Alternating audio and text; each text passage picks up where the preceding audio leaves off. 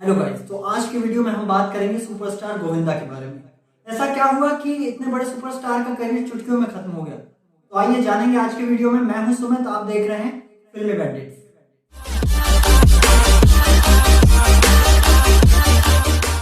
दोस्तों, गोविंदा ने इस बात को खुद एक इंटरव्यू में माना कि वो उन दिनों एक अलग ही हवा में चल रहे थे, एक अलग ही टेंजेंट पर थे, क्योंकि सक्सेस उनके कदमों को चूम रही थी।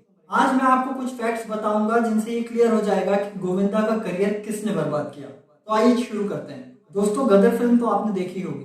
जी हाँ, गदर फिल्म जिसमें सनी पाजी ने तारा सिंह का रोल किया था।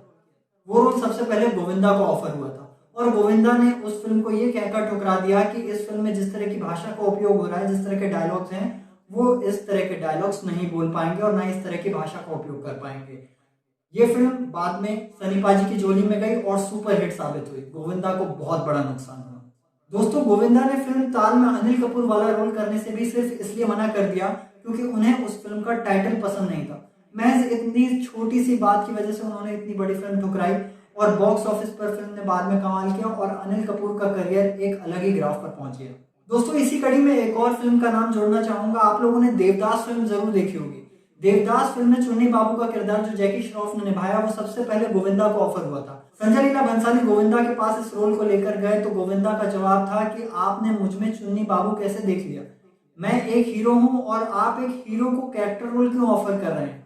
हाँ, मैं ये फिल्म करने के लिए फिर भी तैयार हूं, लेकिन बशर्ते अगर शाहरुख मुझे कॉल करके कहे कि गोविंदा प्लीज ये रोल करो, तो मैं इस रोल को करने के लिए तैयार हूँ। नतीजा आपके सामने है। ये फिल्म बाद में जैकी श्रॉफ के खाते में गई और फिल्म ने बॉक्स ऑफिस पर धमाल मचाया। दोस्तों, ऐसी बहुत सारी फिल्में हैं जो गोविंदा ने ठुकराई और वो बाद में जाकर सुपर डुपर हिट साबित हुई। दोस्तों, आप लोगों ने स्लम डॉग मिलियनेयर फिल्म देखी होगी। जी हाँ, अगेन अनिल कपूर वाला रोल जो है वो गोविंदा को ऑफर हुआ था। अगेन एक अजीब सा रीजन देकर गोविंदा ने इस फिल्म को ठुकरा दिया, ये कहते हुए कि इस फिल्म का टाइटल मुझे पसंद नहीं आया, स्लम डॉग मिलियनेयर।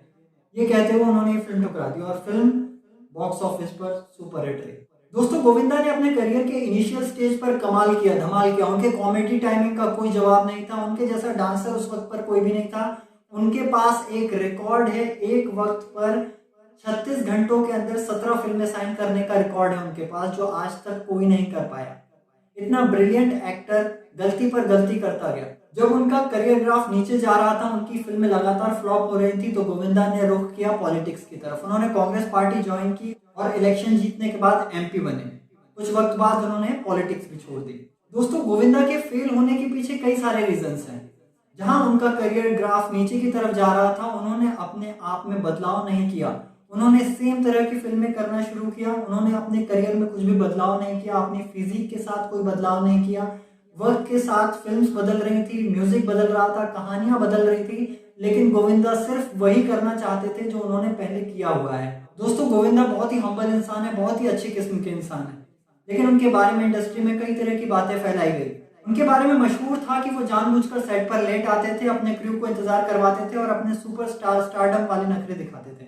दोस्तों, इस बात में मुझे जरा भी सच्चाई नजर नहीं आती, क्योंकि उस वक्त गोविंदा एक दिन में 6-6 फिल्म की शूटिंग किया करते थे। सुबह से लेकर दोपहर तक, दोपहर से शाम, शाम से लेकर नाइट शूट तक उनका शेड्यूल बिल्कुल पैक रहता था। तो जो इंसान एक दिन में 6 से 7 फिल्मों की शूटिंग कर रहा है, वो किसी भी सेट पर कैसे टाइम पर पहुंचेगा? तो ऐसा नहीं है कि वो जानबूझकर लोगों को वेट करवाते थे या उनके अंदर एरोगेंस था, एटीट्यूड था, वो जानबूझकर अपने क्रू को वेट करवाते थे।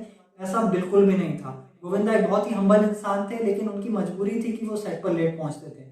आपके साथ एक किस्सा शेयर करना चाहूंगा। दोस्तों, जब अमिताभ बच्चन का करियर ग्राफ नीचे जा रहा था, उनकी फिल्में लगातार फ्लॉप हो रही थी, जैसे मेजर साहब और मृत्युदाता, इस तरह की फिल्में जो उनकी फ्लॉप हो रही थी, उनको करियर में एक हिट की जरूरत थी। डेविड धवन, जी हाँ, डेविड धवन अमिताभ बच्चन के पास गए बड़े मियाँ छोटे मियाँ की स्क्रिप्ट लेकर।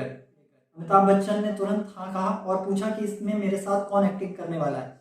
डेविड धवन ने कहा कि इसमें मैं गोविंदा को लेने वाला हूँ। अमिताभ बच्चन खुश हो गए, क्योंकि उन दिनों गोविंदा लगातार सुपरहिट फिल्म्स कर रहे थे और गोविंदा और डेविड धवन की जोड़ी यानी कि सुपरहिट का कॉम्बो होता था उस वक्त। तो वो अमिताभ बच्चन को एक ऐसी अपॉर्चुनिटी लगी कि अगर मैंने इस फिल्म में काम किया गोविंदा के साथ, तो मेरा करियर शायद फिर से दोबारा चल पड़ेगा। लिहाजा डेविड धवन बाद में ये फिल्म लेकर गोविंदा के पास गया। गोविंदा ने पूछा कि इसमें मेरे साथ कौन एक्टिंग करने वाला है, तो डेविड धवन ने बताया कि अमिताभ बच्चन आपके साथ ये रोल करने वाले हैं।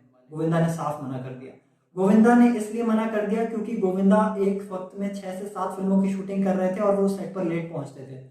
उन्होंने ये कहकर बहुत ही हम्बली तरीके से डेविड धवन को मना किया कि मैं इस फिल्म को नहीं कर पाऊंगा, क्योंकि अमिताभ बच्चन बहुत ही सीनियर एक्टर हैं, बहुत अच्छे एक्टर हैं, और मैं नहीं चाहता कि वो मेरा इंतजार करें वहां पर क्रू पर और मैं लेट आऊँ।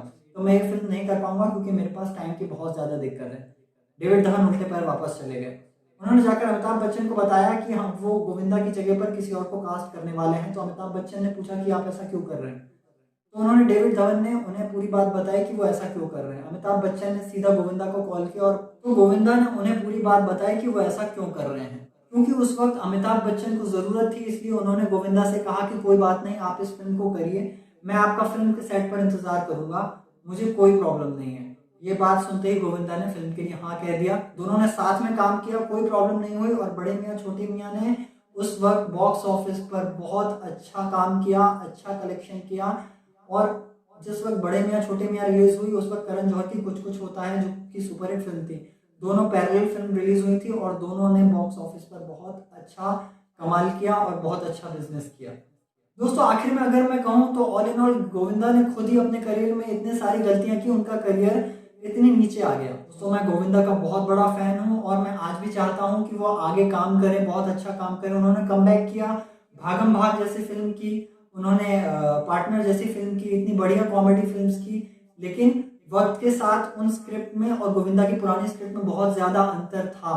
लेकिन गोविंदा की कॉमिक टाइमिंग, उनकी कॉमेडी, उनका काम करने का तरीका, इन फिल्म्स को उन्होंने हिट बनाया। और अगर वो आगे इसी तरह की और फिल्में चुनते हैं तो आई होप कि गोविंदा का करियर वापस से ऊपर आएगा। चलिए आज के वीडियो में इतना ही, बाकी अगले वीडियो में मिलेंगे। थैंक यू सो मच फिल्मी बैंडिट्स। अगर आपने सब्सक्राइब नहीं किया है तो प्लीज़ सब्सक्राइब करें इसी तरह के अच्छे अच्छे वीडियोस देखने के लिए। Thank you so much.